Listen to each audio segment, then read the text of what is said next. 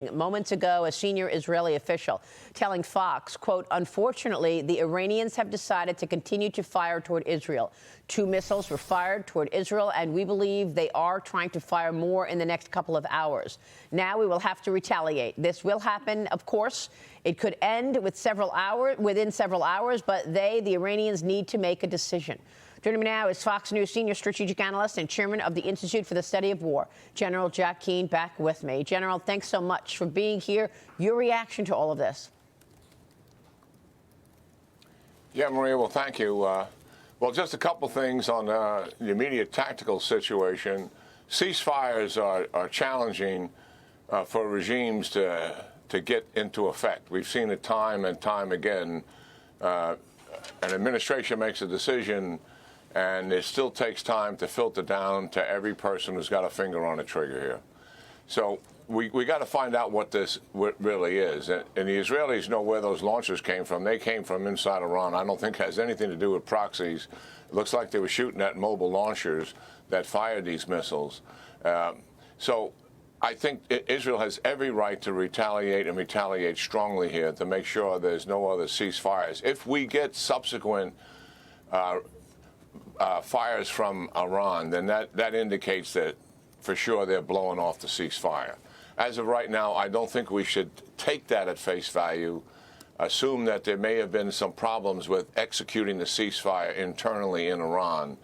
But if they continue, as I said, then truly they're violating the ceasefire and have no intention to abide by it. But listen, Maria, the bigger picture here is what has been accomplished in these 12 days. If we look back, Iran was 2 weeks from weaponizing 9 or 10 nuclear weapons whenever they made that decision. And Israel came to the point that that's absolutely intolerable. We can't accept that degree of risk. They could put that bomb, they're not ready to put it on a missile, but they could put it in a truck, they could put it in a shipping container. We can't afford to have this. And so where are we? It looks like the nuclear program is set back a number of years for sure. We don't know exactly that. It'll take more assessments to determine it. The sites that we hit, the 3 of them, are somewhere between severely damaged or completely destroyed.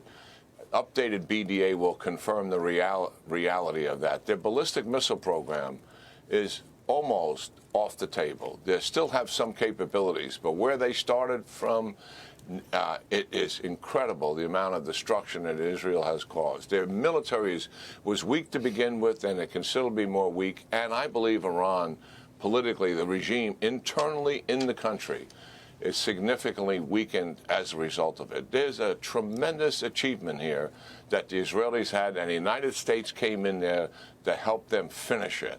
And it's been very decisive in doing that. So going forward, here's what we got to keep in mind. This regime is not going to change, Maria. Let's assume the ceasefire holds. Let's assume we want to go to some kind of negotiations. This regime I make a commitment now. They will, in fact, try to recover their nuclear program and rebuild it. Yeah. And the Israelis have every right, when they see that happening, even though there's a ceasefire, they have got to be able to counter that. They have a ceasefire right now with Hezbollah, Maria. And Hezbollah has tried to increase their missiles in the south of the Litani River, close to where the Israelis are, increase their military capability. Hear me. Despite the ceasefire, Israel has conducted over 500 strikes against Hezbollah in attempting to renew their military capacity in the south so they can once again strike Israel, despite the ceasefire. We have got to make certain that the Israelis maintain that capability. When they see Iran rebuilding and recovering that nuclear program, they have every right to go after that and hit it.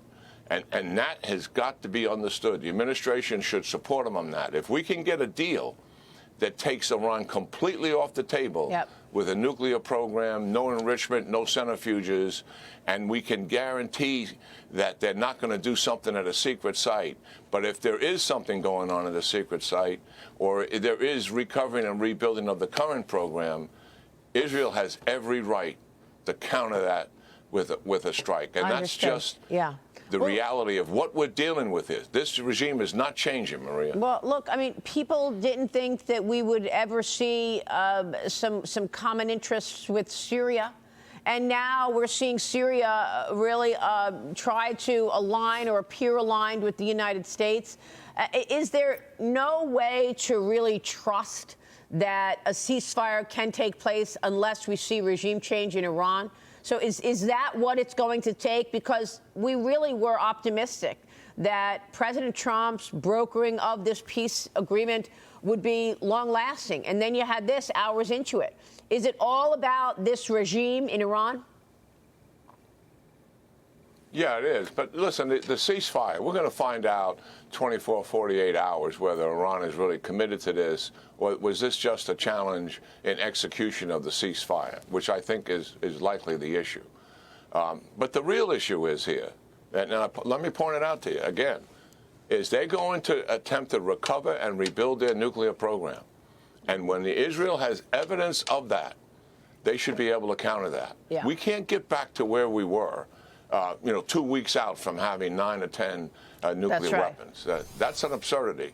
And there's been enormous sacrifice here made on the part of the Israeli people and also the innocent Iranian people who are not involved in this regime, but they got caught up in what happens in war.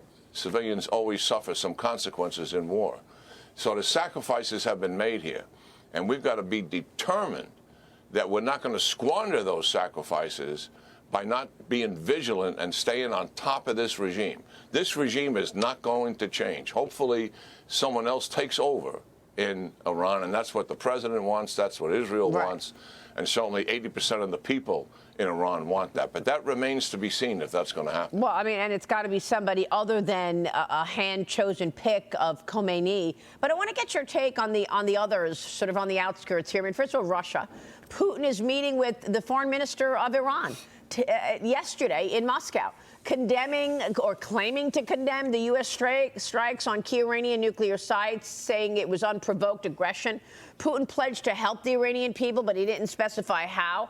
Of course, earlier this year, Russia signed a 20-year strategic partnership with Tehran, though it doesn't contain a mutual defense clause. The Wall Street Journal this morning writes why Russia is giving Iran the cold shoulder after Israel attack, writing, quote, Putin is prioritizing Russia's interests, such as avoiding escalation and maintaining ties with Israel and President Trump over fully backing Iran. So Russia is trying to at least appear strategic. Then you've got President Trump going to the NATO summit today. He'll be meeting with, those 9 countries, our NATO partners. What do you want to hear from them? And what would you expect as we await President Trump to get on Air Force One and get going there?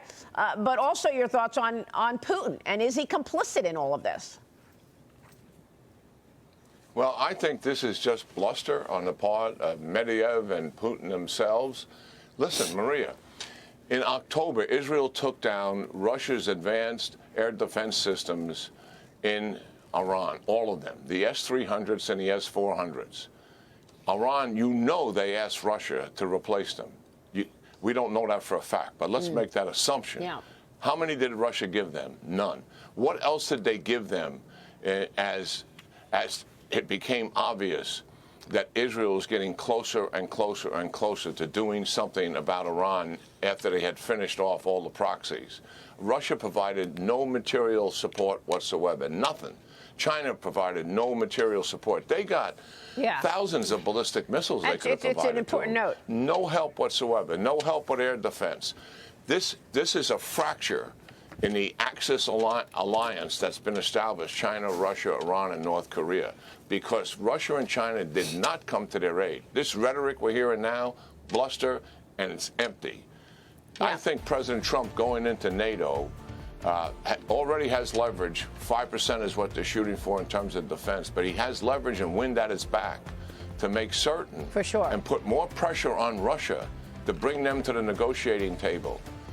Commit that we will assist Ukraine. Commit that we'll sanction Russia.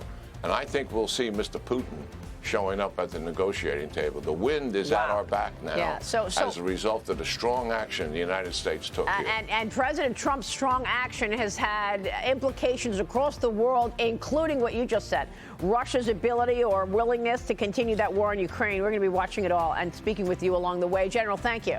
Good to see you, sir.